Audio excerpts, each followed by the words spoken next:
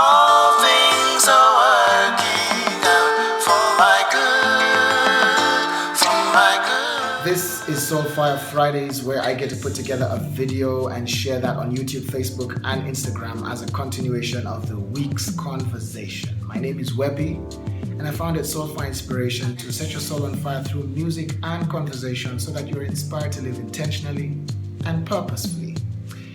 We are continuing a conversation about finding purpose in everyday work. And this week, we get to look at something that I think is a personal highlight. The topic of this week's reflection is the problem. Now, we're finding out where we fit.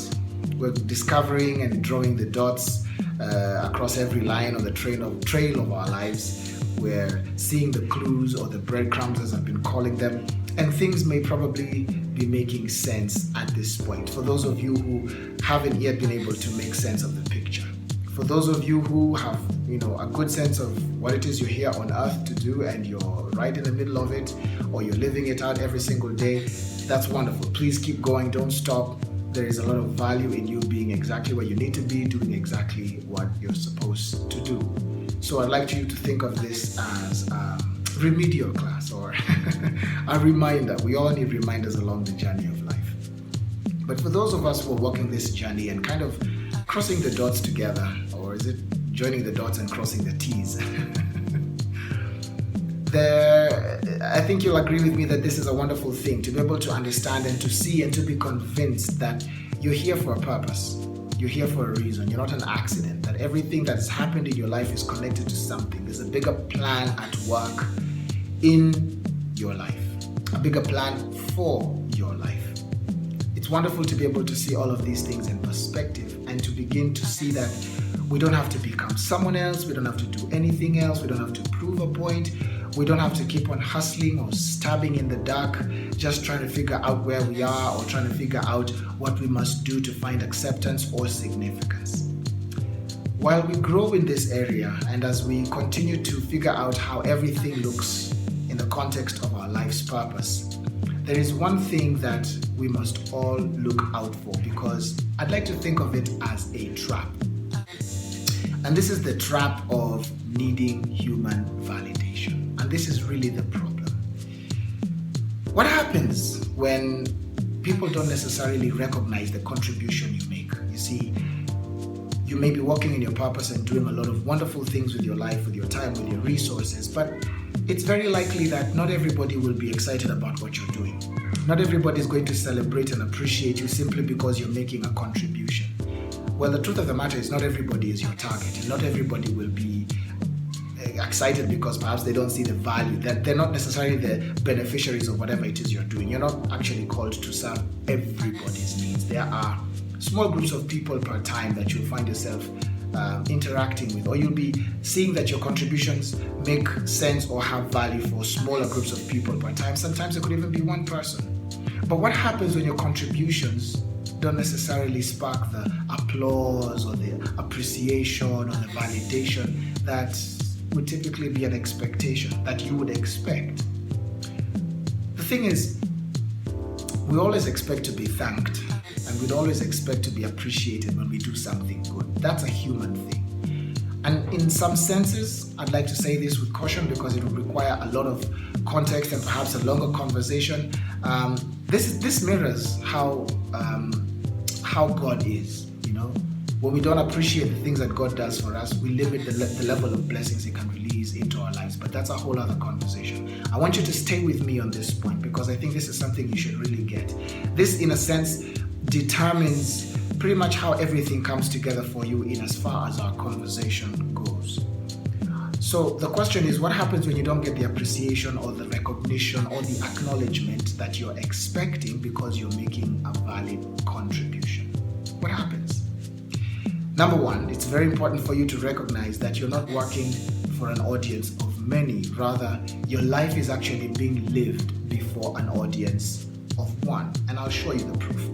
I'd like to read something for you. If you've been following this series, you'll recognize that there's been quite a bit of scripture, because I'd like you to see that there's biblical proof to everything that I'm telling you, because that's what it's founded on. And what I'm about to read for you comes out of the book of Ephesians chapter 6 verse 7, and it says this: work with enthusiasm as though you were working for the Lord rather than for people. You will see that your life is essentially meant to be lived before an audience of one. Why? The one, being God, is the only one with the right to judge, to adjudicate, to measure, to meter. He's the one whom has the right to tell you whether or not you're successful, because he holds the standard. He is the standard. He's the one who you give an account to. He's the one who gave you the gifts, the abilities, and the talents that you're expending in this moment and throughout the extent of your life for the benefit of others, even as you worship him through the use of those gifts. And again, remember that walking in purpose, the whole point of walking in purpose is to worship God through the use of our gifts and to serve others through the contribution that the use of our gifts makes to them, yeah? Or in the different spaces that we find ourselves in. So when we understand that we live before an audience of one, then automatically what that helps us understand is that we don't need human validation. And that's exactly what we're calling the problem. Human validation is a problem because you're looking to people to acknowledge and appreciate something that they don't even know the value of. They didn't create it, they didn't put it in there for you, you're not answerable to them. You only owe to them or to the world or to your maker, essentially, that you live your life poured out, to put it very simply. In pouring out your life, which means pouring out everything that God has deposited in you, you're worshiping him and they're benefiting because that service, that contribution you're making makes their lives better in one way or another. Okay? When we understand that we live our lives before the audience of one, before an audience of one, then we stop needing other people who don't understand us, don't understand the extent of our gifting. They don't understand the callings on our lives. They don't understand the way we are uniquely formed to make the contributions that we're making or that we're supposed to make. We stop going to them looking for them to give us a pat on the back to make us feel like as if we're on the right path or we're doing the right thing. Now, it doesn't mean that we should never expect or we should never receive appreciation, because there are those who will. There are people who will applaud you for what you do, they'll appreciate what you do, they'll acknowledge it. You may even win some awards for it or for the things that you do, however many they may be. That may come, and that usually is supposed to be perceived as an act of appreciation. It's just appreciation. It's also, in some ways and in proper context, it's God's way of reminding you that you are on the right path. Because sometimes he will allow people to be the ones, especially the ones who benefit from what you do, to be the ones to send back their thanks to you. But it becomes dangerous when we now begin to do the things that we're doing every single day to try and get people to appreciate us.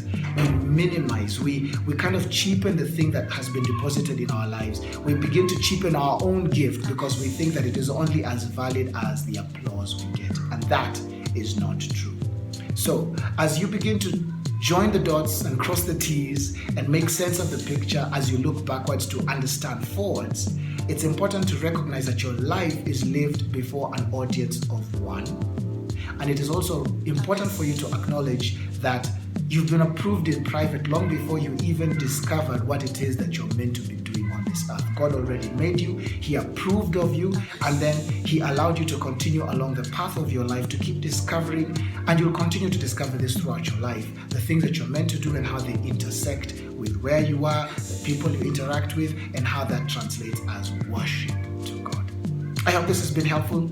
I'm looking forward to continuing the next segment next week and sharing a video and writing a new article, which, by the way, if you haven't signed up for, I call those SoulFire conversations. There's a link in the caption of this video. Click it, it'll send you to a sign-up page. Put in your details. You'll receive the email that we're extending today, and you will be in receipt of the email that comes out every single Monday for however long you remain with us in the family of SoulFire conversations. So thank you for watching this video. I look forward to seeing you next week. In the meantime, God bless, bye-bye, and take care.